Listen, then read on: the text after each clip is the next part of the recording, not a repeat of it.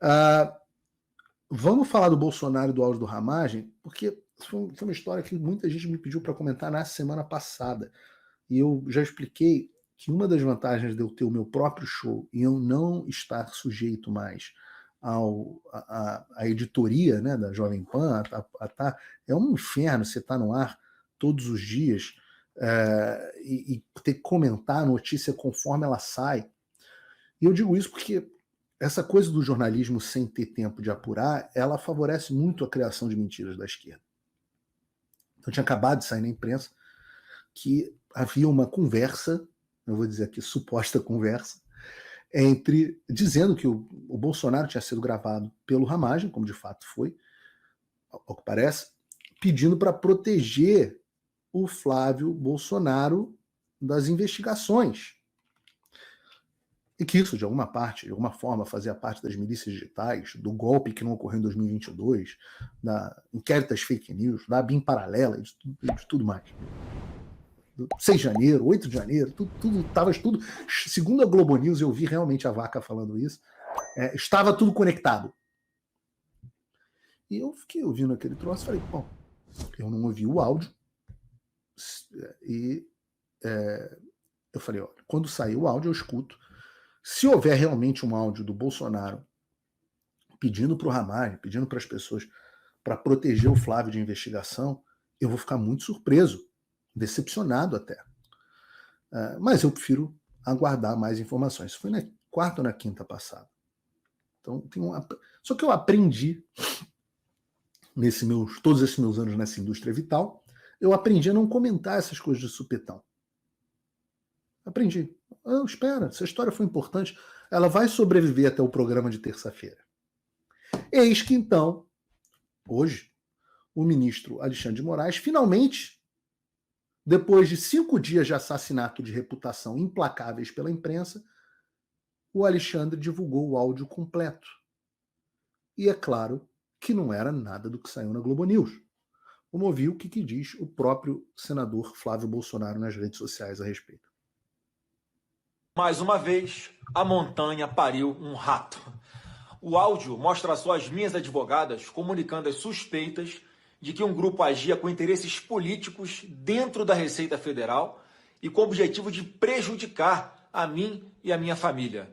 A partir dessas suspeitas, nós tomamos as medidas legais cabíveis. O próprio presidente Bolsonaro fala na gravação que não tem jeitinho e diz que tudo deve ser apurado dentro da lei. E foi exatamente assim que foi feito.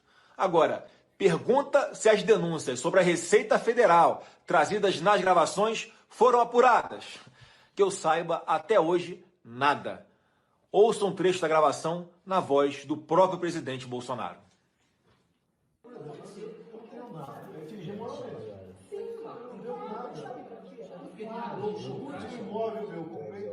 Eu não devo nada. No caso, conversar com o chefe da Receita, ele não está pedindo nenhum favor. Não é favor, não. Não estou pedindo nenhum favor.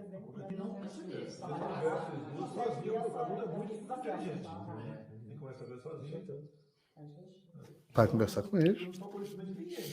Não quer favorecer ninguém. Não cometa o crime. Nenhuma pessoa aqui fez qualquer conversa para voltar um jeitinho. Nenhuma pessoa fez conversa para um jeitinho. Nada.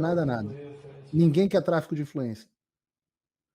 Então, não é que a conversa diz o que a Globo News dizia ou qualquer coisa parecida. É que a conversa diz o oposto do que o Globo News noticiou. Então, eu digo isso, que a gente saiu eu já falei isso algumas vezes, que a gente saiu da era das fake news para a era da anti-news. Ou o gaslighting. Eu uso esse termo aqui com frequência com vocês. Gaslighting é um termo psicológico baseado numa peça que depois virou filme, onde o sujeito enlouquece, um sujeito enlouquece a esposa, dizendo para ela que a luz estava ligada quando a luz estava desligada. Né? Naquela época as lâmpadas eram de gás, né? O gaslighting. Então ele deixava a luz acesa e falava para a mulher, não, está apagada, ninguém deixou a luz acesa não. E a mulher, isso vai acontecendo com uma frequência. O filme é muito bom, inclusive. Eu não vi a peça, mas o filme é muito bom. Antigo, preto e branco. Você vai assistindo, você vai vendo o processo de enlouquecimento. E há método de enlouquecimento. Eu explico muito isso no Fim da América. Muito profundamente isso no Fim da América, quais são os mecanismos psicológicos utilizados para a imprensa te enlouquecer. Então aí, no caso,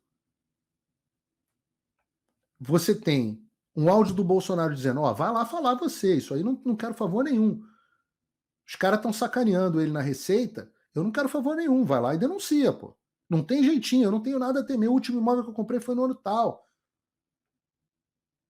Com as advogadas do filho. E isso é tido, noticiado, como se ele tivesse justamente pedindo favor, tráfico de influência, como elementos que suportam a tal da ABIN paralela. Eu falo isso sempre, eu ainda não vi nenhum indício dessa tal de ABIN paralela, a não ser reportagem de jornal. E vocês me desculpem, no momento, para mim, a presunção da imprensa é de culpa. Claro! Pô, em quem que eu devo confiar mais? No Bolsonaro, que já foi injustiçado 879 vezes desde que eu comecei a fazer cobertura política do Bolsonaro. Vou confiar nele ou vou confiar na Globo News, que mente todo dia? Que bota um animal desse para comentar, que tem uma vaca como âncora principal.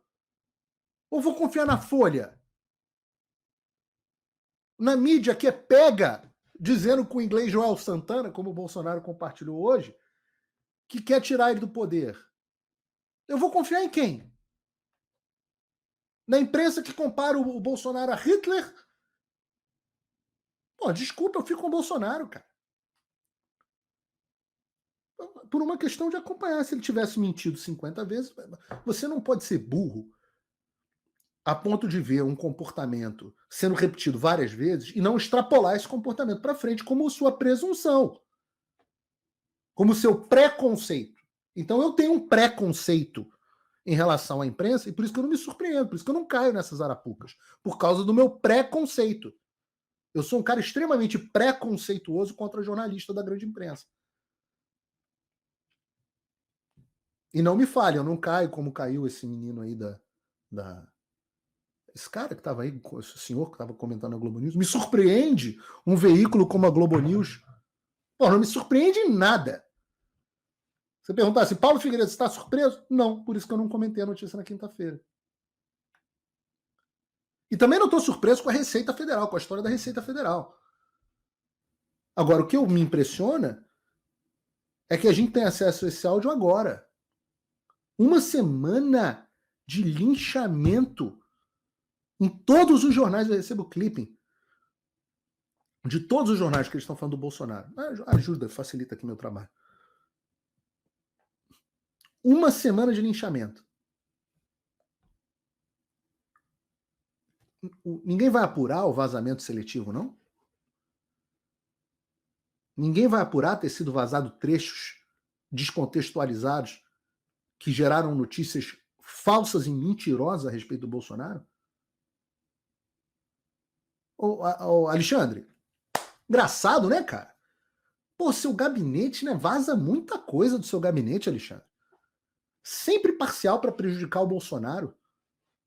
Você não acha estranho, não, Alexandre? Não deve achar estranho, porque até hoje violação de sigilo funcional é crime, né?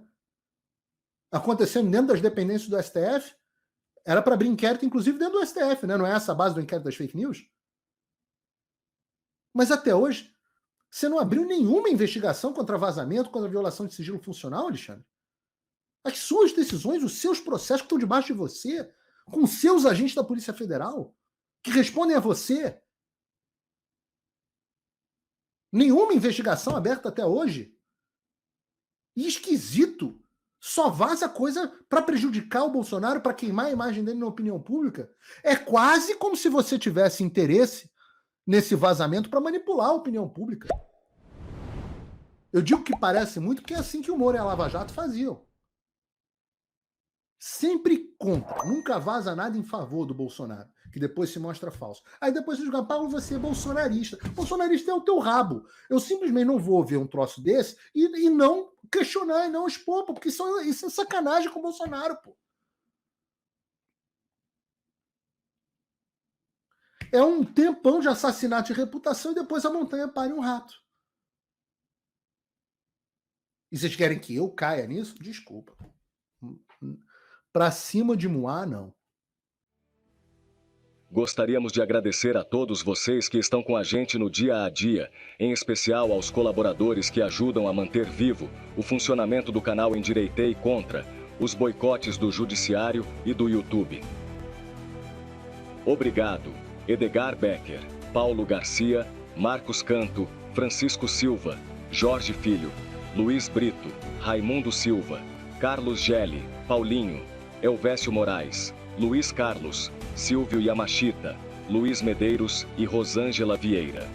Fazemos esse trabalho com amor, hombridade e dedicação a todos vocês que nos acompanham e nos mantêm de pé. Somos uma família de quase 200 mil patriotas e com a colaboração mínima de cada um possível, conseguimos manter a equipe do canal e o nosso trabalho. Quem puder colaborar, a chave Pix está aqui embaixo. Muito obrigado.